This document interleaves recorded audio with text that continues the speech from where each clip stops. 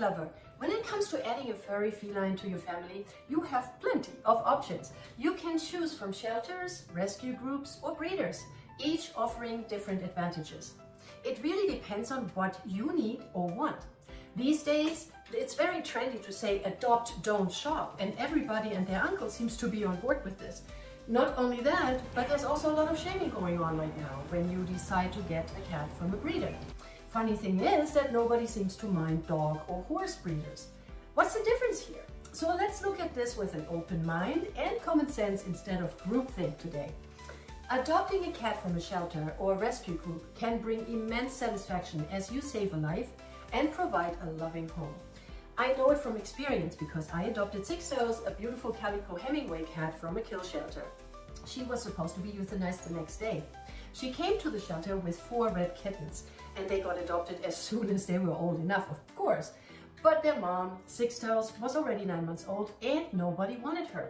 I saw her and fell in love right away.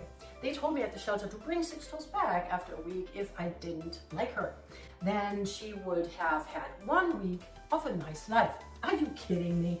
That stuck with me. Of course I didn't bring her back, and she became my big cuddly fluff ball. It made me feel so good inside that I was able to rescue her. There's nothing better than that.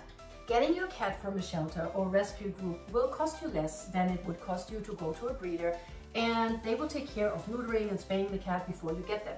Also, you make room for a new stray cat that might come in. The biggest gratification you get is you change the life of a homeless cat forever.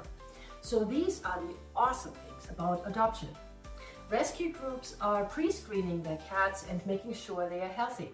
That might not always be the case at a shelter. They try, but oftentimes they just don't have the time and resources for it because there are so many.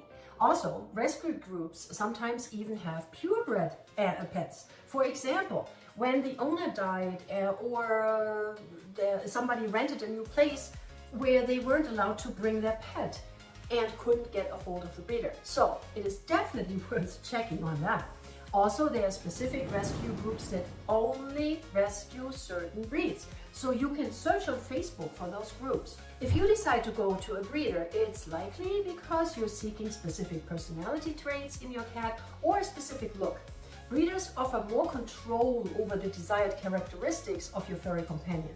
Maybe you have kids and you want a very active cat that fetches balls and is interactive.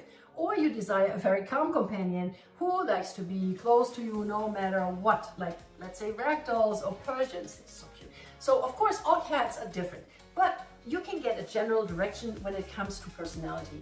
Pedigreed cats often have less predatory instincts, which might make it a little easier for them to stay indoors.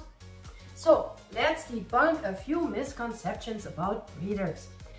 Reputable breeders prioritize health over looks and profit. They invest significant time, money, and care into raising their kittens. They will probably spend all their money on healthy cat food rather than food for themselves. And I can say that because I know many of them. Yes, Angel. With all the vet costs and vaccinations kittens need, and the time a breeder spends to bring these little critters up, oftentimes supplementing, feeding them every 2 hours, day and night, there is no profit. It's merely helping get the money back they spent. Plus, many breeders also are involved in rescue groups and help with the trap neuter return program, which is awesome. That's what we need. Also, pedigreed cats make up only a small percentage of all cats in the US, and they are rarely in shelters. They rarely end up in shelters because breeders will most likely take them back before that ever happens. Responsible breeders are not to be blamed for an explosion in the cat population. Oftentimes it is people who feed cats but don't take on the responsibility of taking them through a TNR or trap neuter return program, even when it is free. And what happens then is that the cats they feed will have litters, and those most likely end up in shelters. Another reason for cats to end up in shelters is unlicensed backyard breeders who try to make a quick buck, don't care about their pets' health, and abandon them or give them to shelters when they can't sell them quickly enough. That's why you sometimes find like beautiful half-Siamese kittens in bad shape at a shelter. A reputable breeder would never give one of their babies to a shelter. They even take their cats back if somebody who bought a cat from them doesn't want them anymore.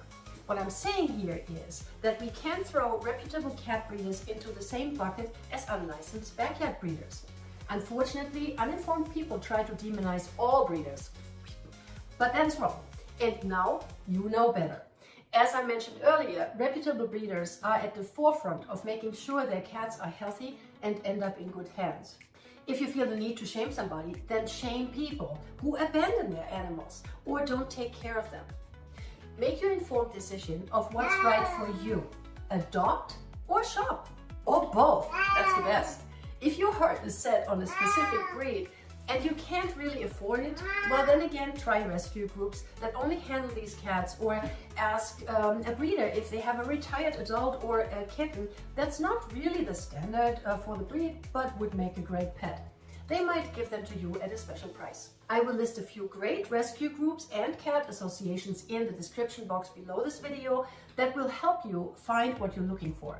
They will do all they can to match the right cat with the right person.